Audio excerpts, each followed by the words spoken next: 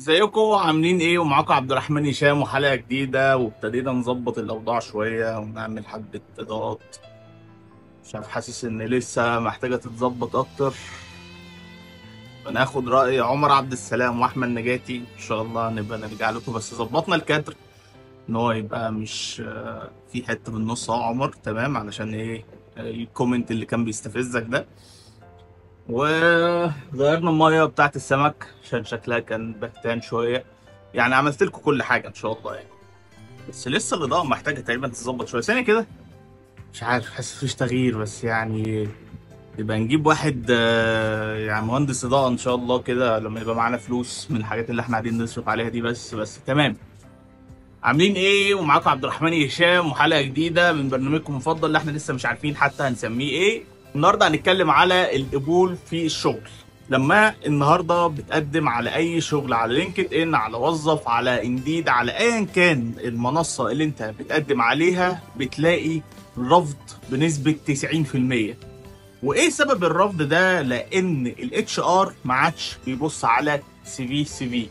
هو بيحط كله على سيستم، والسيستم ده بيطلع له البهاريس. من الاخر كده ما عادش في حد بيبص مانيوال بايده. السيستم بتاع الاي تي اس هو اللي بيحدد اذا كان الشخص ده انت محتاجه ولا لا. وده بيخلينا نقول ان تقريبا اغلب الناس ممكن تكون كواليفايد، بس بسبب اي تي اس عقيم ممكن يرفضك، ضيع منك الشغلانه علشان بس مجرد ان الاتش ار مريح شويه. بس النهارده خلينا اقول لكم ازاي تعملوا الاي تي اس ببساطه. اغلب المواقع اللي بتقول لك تعالى اعمل لك اي تي اس بفلوس، وده للاسف انت هتضطر ان انت تعمله. او كلكم تجتمعوا وتحوشوا مثلا 10 دولار، 500 جنيه يعني، وتدفعوا للموقع ويعملوا لكم سي في واحد، وتاخدوه كوبي بيست بعد كده وتعملوا كل السي فيات الباقي. فيما معناه الاي تي اس هو محتاج يبص على حاجات معينه. اقول لكم ازاي الميكانيزم بتاع الاي تي اس بيشتغل علشان لما تيجي تقدم في اي حته تانية تعرف تتقبل بسهوله. اول حاجه هو بيبص على اللوكيشن. فمهما كان اللوكيشن بتاعك في مصر وهم طالبين في يو اس اي، فمش هتعدي من الاي تي اس اصلا. فما تحاولش تستسكه وتقول ما هو ممكن تعدي، لا مش هتعدي. فلو انت في يو اس اي، او يعني عايز تشتغل في يو اس اي، ممكن تعمل حركه بسيطه، تغير اللوكيشن بتاعك تخليه يو اس اي، وتجيب رقم من نوميرو تقريبا 6 دولار في الشهر وتخليه معاك. يمكن تتقبل هناك، لان انت ساعتها الرقم ويو اس اي ذات نفسها موجوده في الاي تي اس، او موجوده في السيستم، او موجوده في السي في. وساعتها تبتدي تباس اول مرحله. ادي كده عدينا اول مرحله بتاعت اللوكيشن اللي مش هتعديها صدقني لو انت بره المنطقه وهم محتاجين حد جوه المنطقه. تمام. طيب تاني حاجه، انت النهارده على سبيل المثال بتقدم على باك اند.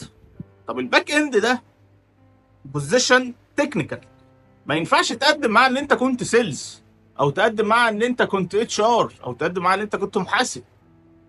امسح اي حاجه ليها علاقه باي بوزيشن تاني غير الباك اند وحطها في الاخر، حتى ما تتكلمش عنها، وحط اكسبيرينس اكتر فوق. لو ما عندكش اكسبيرينس في الباك اند فما تحطش البوزيشن ده اكرم لك، لان هو اول ما هيبص على بوزيشن تاني هيرجكت.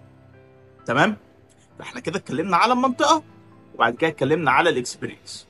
ولو هم طالبين تخصص خريج معين، يعني لو قال لك انت لازم تبقى خريج هندسه وانت خريج تجاره، مش هتعدي. فما تحاولش. او ان انت تروح 5 سنين تضيعهم تاني في الجامعه علشان تتخرج، عادي يعني محدش قال لك حاجه.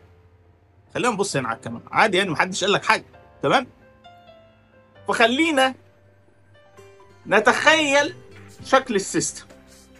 السيستم هيساعد الاتش ار ان هو ينقي الزتونه بتاعت المجتمع اللي هو عايزه يشتغل عنده. فما تنساش وانت بتعمل السي في تعمل كذا نسخه: نسخه لكندا، نسخه اليو اس اي، نسخه اليو كي، نسخه غانا، براحتك. في الاول في الاخر اعمل كذا نسخه، واعمل كذا نسخه لكذا بوزيشن. بمعنى واحد ممكن يشتغل بروجكت مانجر، واحد ممكن يشتغل نفس الشخص يشتغل برودكت مانجر، وممكن برضه يشتغل برودكت اونر. فلو هم طالبين بروجكت مانجر، وهيبقى محتاج السي في بتاعك يبقى كويس في السكيلز والسمري وكل الكلام اللي مكتوب متوجه ان هو يبقى بروجكت مانجر. ما ينفعش تقدم بيه على برودكت اونر مع انه اقل يعني، بس مش هيقول لك عشان هو اقل هيجيبك. ما انت يا عم لا، انت اوفر كواليفايد.